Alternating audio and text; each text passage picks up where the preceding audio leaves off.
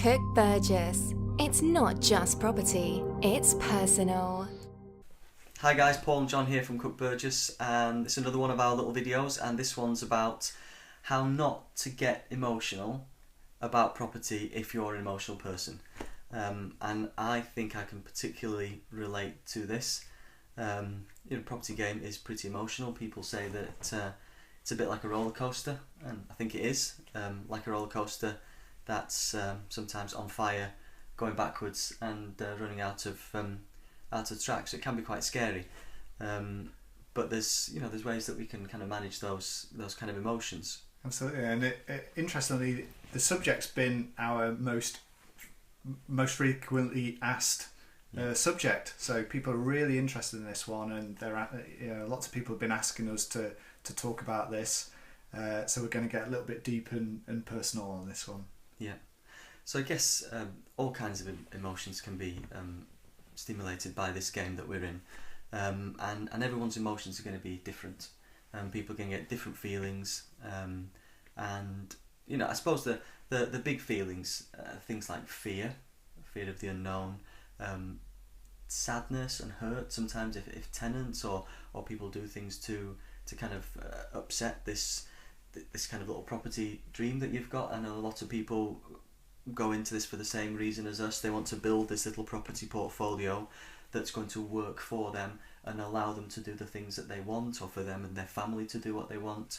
And sometimes things happen, or people do things that can affect this little property dream that you've got. And that can be quite hurtful sometimes, when almost like people are attacking this little this dream that you've got. So I think we've felt quite a lot of emotions, haven't we, along the way, and still feeling them, I guess. Yeah, we have. Like Paul said, it's been an absolute roller coaster of a journey. Paul and I had a chat just before we recorded this video on kind of where to start, and talking about some of the examples that we'd experienced, some of the situations that we'd experienced, and you always look back at them now, think how things are so very different. And what I want to do is really just to start by referencing a book. It's a book by Professor Stephen Peters called The Chimp Paradox. And if anybody hasn't read it, that's listening to this, that's watching this, go check it out, because in a nutshell, what he does is explains that as beings we all derive from chimps, from apes. There's something kind of deep within us, within our genes, that is still connected to the chimp. And in a kind of situation, I suppose an example is that if you're heavily under pressure or under stress, or put in a situation that you're uncomfortable with, often it's the chimp that reacts. It's not the human that reacts.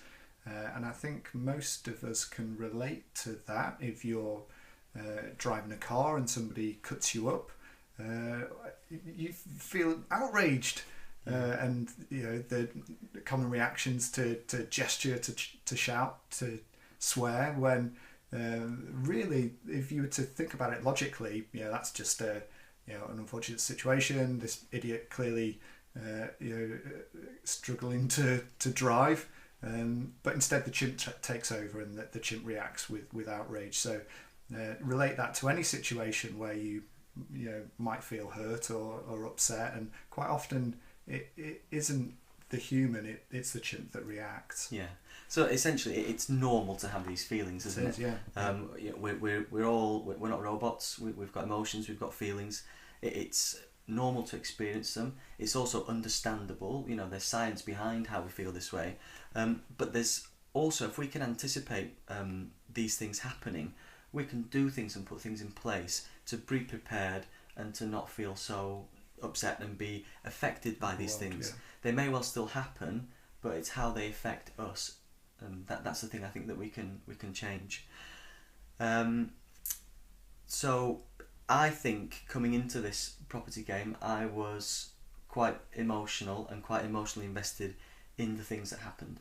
And I think that probably came from the last 15 years. I dedicated my life to being a doctor and working in hospitals, and my default position on everything was to work out a way to help people and fix them, regardless of who they were, what they'd done. If they're bad people, drink drivers, people that done awful things, they all got exactly the same treatment, care, and service from me as somebody who was perfect in every way.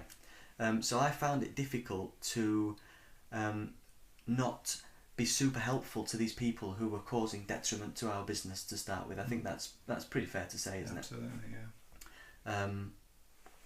We're going to do examples, aren't we? So I think one of the first things, one of our first tenants, or definitely the first tenant who stopped paying his rent, it's a typical story. So the tenant that you go above and beyond for. So this guy, moved him in at short notice on Christmas Eve. New landlords, really went out of my way to help this guy out. And after a few months, he stopped paying his rent. Yeah. And then the lies come and the excuses. And then things escalated, and he started, this particular person started to get a bit violent, breaking things in the house. And I just felt like, I felt that I'd helped him so much, and I was continuing to help him. I was absorbing these excuses, and I couldn't pay the rent because this had happened, and I was like, that's such a shame, and almost letting people get away with things that they shouldn't be, really. Yeah. And it took a while for me to come round to thinking, no, we're in a business here, we're in a property business, the other job is separate, and whilst we're running this property business, we have to adopt different ways of dealing with people. That's it. I think at the time we talked about it in terms of wearing two different hats. Yeah. So, and you probably go into this in a bit more detail, but I think the way you got around that was to take off your doctor hat, take off the emotional hat, the chimp hat, if we want to call it that, put on your property investor, your landlord, your business hat. We're running a business, that we've got procedures and processes and protocols. We've got a contract with this individual that this individual signed that says they're going to pay this money on this date, and these are the consequences if they fail to do that. So what do? We follow the process. Yeah. And since then, maybe let it slip a couple of times after that, and we've had problems, but now definitely, because we've got these processes in place, it's almost there's no emotion almost in these decisions now. Somebody doesn't pay their rent, they get the first letter, and then if they don't pay their rent again, they get the second letter, and this just starts a cascade of systems that ultimately end up with them being evicted. And if they don't pay the rent, they get the money claim online, and the payments taken from their salary.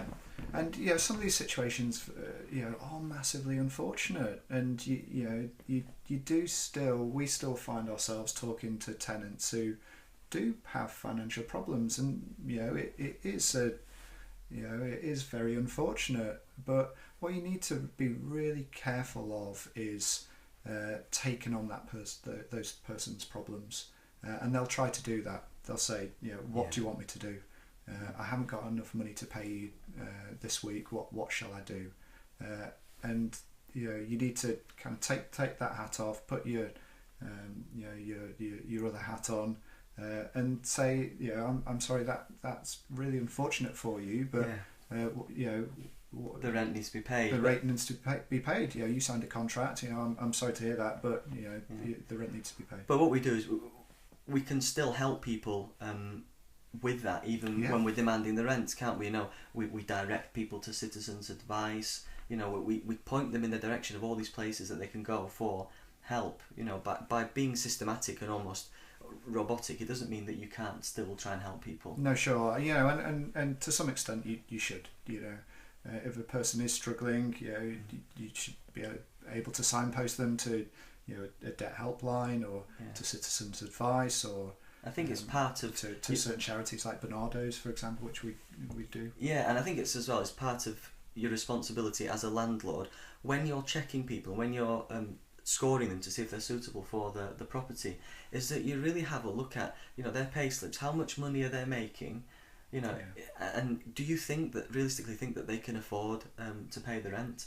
Because if they can't, I think you've got a duty of care to say to them, listen, I think you're going to struggle to pay this rent as well as all your living costs, and maybe help them to understand that they shouldn't really be putting themselves in that position. And we've done that before as well, haven't we? We've turned people away because we didn't want them to get into that situation. Yeah, where it they wouldn't put have themselves been into debt. fair on them, as well as ourselves. So. Yeah. So it's about thinking that these things are predictable, and also this predictability comes a little bit with experience as well, doesn't it? And dealing with different tenants, and almost thinking, well, this might happen with this tenant, or you get a feeling of, they're starting to get a bit late, or that there's a few excuses, and just dealing with that. Yeah. And like Paul just said, they do come with experience. The first time these things happen are often a surprise and a shock. Paul, do you want to tell them about our ambush situation? Yeah, so things like when we start... No, it's happened again. Right, it's gone. So when we started our sourcing, and then we were starting to meet with people, we'd go around to the houses and have a chat with them. And I remember we'd not been doing it long, and we got invited to this property, husband and wife, and we arrived, didn't we, and got invited inside, and there was really friendly couple, full on big table in the living room had been set there with 4 tables, like a boardroom situation, and we just got sat down, didn't we? Well, it was really friendly to begin with, and then it was, guys, come on, we've laid the table out, shut the door, boardroom table, almost like they were locking the door, take a seat. And then it was quite confrontational. It was, because they had all these questions about the contract. I think they were really trying to feel us out in kind of an aggressive way, weren't they? And then we we got through that, didn't we?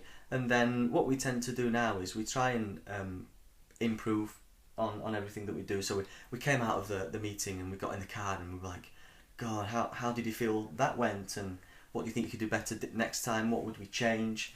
And for that situation, there was some fear there, definitely, but as we've done this a bit more, and we've spoken to more people, and we have done these deals, and we have kind of seen how people have benefited from doing business with us, the people who have retired, the people who have now got time to do what they want to, and we've got testimonials and things, we feel a bit more comfortable in telling people about what we do.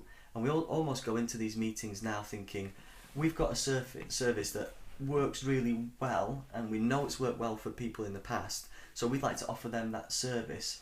And if it works for them, great, but if it doesn't, that's not a bad thing. That maybe it's not for everybody, and they should be going down another avenue. You can't convert everybody, and by expecting that you're not going to convert every deal or satisfy everybody or make everybody happy, it almost takes the fear out of it.